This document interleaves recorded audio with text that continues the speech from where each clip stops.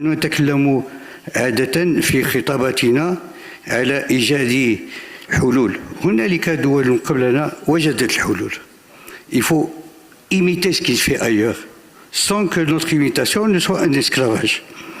J'ai retenu de ce qu'a dit mon ami Sizouak qu'il ne faut pas rater le virage. C'est vrai, je suis d'accord avec toi. Surtout cette métaphore très sympathique, le troisième étage de la fusée, le virage. Si on le rate, on est foutu, bien sûr. Le virage de technologie m'amène à dire un petit mot à mon ami Itami, que l'imprimerie aujourd'hui n'a pas besoin de 26 000 mètres carrés. Aujourd'hui, j'ai vu des imprimeurs, je crois que mais aussi, qui sont dans une surface beaucoup plus réduite, parce qu'on a l'imprimerie digitale.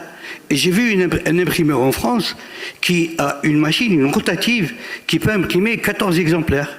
Il n'a pas besoin d'imprimer 10 000 exemplaires. Il peut imprimer. Alors, vous savez ce qu'il a fait, celui-là?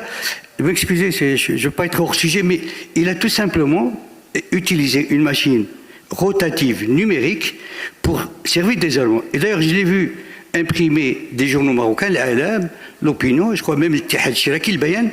Pourquoi il imprime? Il imprime pour un kiosque. Il y a un kiosque qui est situé dans un quartier où il y a beaucoup de Marocains. Et ce kiosque, il y a des gens qui viennent lui demander Brit l'Alam. Alors, il a totalisé, il a besoin de 15 Alam. Ah ben, il imprime 15 Alam par jour. C'est tout dans cette... Mais il imprime aussi la Pravda qui vient de Russie, 20 exemplaires. Il imprime des journaux algériens, tunisiens. Bref, c'est une imprimerie qui imprime des quantités très limitées. Et les coûts ne sont pas... Le journal marocain, ce kiosque est à Place de Clichy, il est très connu. C'est un kiosque qui vend tous les journaux arabes, et particulièrement les journaux nord-africains, et il imprime les quantités qui sont vendues. C'est-à-dire, il y a quelqu'un qui vient lui faire presque un abonnement, il lui dit, moi je veux l'Opinion tous les jours, le matin tous les jours, eh ben, il a les droits, je ne sais pas comment il s'est arrangé pour avoir les droits de les imprimer, il imprime la quantité qui est demandée. Alors il imprime 25 de cela, 30 de cela, 150 de cela, 300. Donc aujourd'hui, à mon avis, les rotatives que nous avons au Maroc, c'est les Hitami, sont des rotatives qui sont d'un temps passé. Aujourd'hui, nous n'avons plus besoin de ces rotatives. Comme vous avez parlé du calage, il faut du temps pour les caler. Tout ça pour, comme disait ce poète, tout ça pour faire un œuf. Ça ne vaut pas le coup. Donc, à mon avis, ce virage dont nos amis ont parlé, la nouvelle technologie doit être à tous les niveaux. Aussi bien dans le niveau de l'impression qu'au niveau de la distribution. Et je me permets de dire un mot aussi à mon ami, c'est Emile Benchkri. Vous avez dit qu'on avait 1200 titres, je crois, étrangers qui sont distribués au Maroc. Avons-nous besoin de 1200 titres alors que nos journaux marocains n'existent pas à l'étranger? Personne ne veut les distribuer. Et nous, sous prétexte que nous sommes un pays très ouvert, nous distribuons toute la presse étrangère. Moi, je veux bien. C'est bien de distribuer tout. Ouvrons les portes et les fenêtres. Je ne sais pas qui c'est qui, ce philosophe qui a dit, je viens ouvrir les portes et les fenêtres, mais il y a des courants derrière, il ne faut pas que vous soyez... Alors nous avons ouvert les portes et les fenêtres sans préserver nos poumons. Et c'est pour ça que souvent, parmi les choses qui bloquaient la distribution et l'évolution de la presse marocaine, c'est cette concurrence déloyale qu'avait la presse étrangère de tous bords qui venait dans notre pays. Là aussi, pour la distribution, j'aurais voulu avoir du temps pour dire que la presse au Maroc a besoin d'être distribuée. Elle a besoin d'être partout. Elle a besoin de jouer un rôle. C'est pour ça que l'aide qui est donnée à la presse doit être donnée, cette subvention, de manière beaucoup plus intelligente. Pourquoi on subventionne les journaux? Et il faut savoir pourquoi on subventionne. Est-ce qu'on subventionne les journaux pour laisser vivre les journalistes? Bien sûr. Et pour que l'entreprise de presse résiste? Bien sûr. Mais aussi pour que les journaux puissent jouer leur rôle. Est-ce qu'on doit encourager à l'aveuglette tout le monde? Et pourquoi? À mon avis, la manière dont sont données les subventions, d'abord qui sont insuffisantes, bien sûr, mais qui sont aussi un peu... à mon avis, pas bien réfléchi. Je pense que là aussi, le Conseil national de la presse, il a vraiment un rôle à jouer, comme le syndicat de la presse, comme tous les éditeurs, ils ont un mot à dire et je voudrais bien qu'on réfléchisse un jour à cette histoire de subvention. Comment donner la subvention pour qu'elle soit efficace? Parce que si on donne la subvention et que nos journaux ne démarrent pas et que le contenu de nos journaux ne s'améliore pas et que la distribution de nos journaux ne s'améliore pas et que nos distributeurs ne gagnent pas et personne ne gagne, pourquoi les subventionner? Alors laissons-les mourir. Mais La presse doit résister.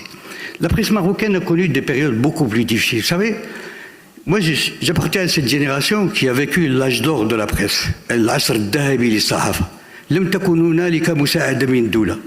لم تكن هنالك هوامش للحرية مثل ما نحن الحمد لله نعيشه الآن. ومع ذلك كانت الصحافة وكان الانتشار وكان الربح والحمد لله للمنابر الصحفية، للموزع، للناشر، للطابع، الكل كان يجد ما هو محتاج إليه. اليوم نحن نتوفر إمكانيات أكثر، والدوائر المسؤولة تساعد، فهمت بأن يجب أن تساعد هذه الصحف، يجب ولكن أن تدعم هذه الصحف، ولكن لم تفكر في الكيفية الأجدى لدعم الصحف. ولهذا كان حريا بالدوائر المسؤولة أن تستشير مع الناشرين بكيفية معمقة أكثر، وأن تقوم بدراسة عميقة من أجل أن يكون الدعم في محله، ليس الدعم الاستثنائي والدعم العادي، الدعم المنتظم، الدعم المسترسل يجب أن يكون، لأن الصحافة لن تكون وفي كل دول العالم بدون ذلك. تكلم سيدي لامي على الدعم الذي تلقاه الصحافة فرنسا. فمؤسسة التوزيع في فرنسا في مجلس إدارتها إير فرانس، هذيك ديال البريد، عدة مؤسسات كلها من أجل أن تستمر الصحافة الفرنسية وأن توزع وأن تنقل مجانا وأن تكوج. الطابع في فرنسا يتوصل بالدعم. كنا نعتقد أن ما يهدد الصحافة هي الأوضاع كذلك والورق. أشار السيد الهيثمي إلى حكاية الورق، فعلا أزمة الورق. تعلمون الآن أن الورق فقط، j'ouvre une parenthèse. Avant, quand on détruisait un arbre, on abattait un arbre au Canada, on était obligé de planter 5. Aujourd'hui, il faut planter 20. Aujourd'hui, pour des considérations de, je sais pas, الحفاظ على البيئة et toutes ces choses-là, on ne peut plus abattre des arbres. Et vous savez que le papier, c'est d'abord la forêt et l'eau. Et comme vous avez dit, nous n'avons pas de papier parce que nous n'avons ni forêt ni eau.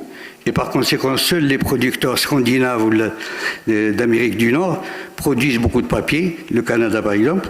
Et pour eux, la situation est très grave parce que la forêt ne peut pas toucher beaucoup et l'eau aussi.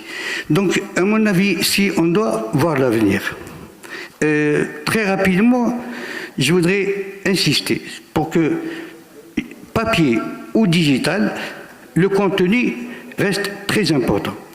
Et là où je ne suis pas très d'accord avec mon ami qui a pris la parole avant pour dire que la presse, c'est d'abord le contenu. Le contenu, c'est quoi? Le contenu, c'est la liberté.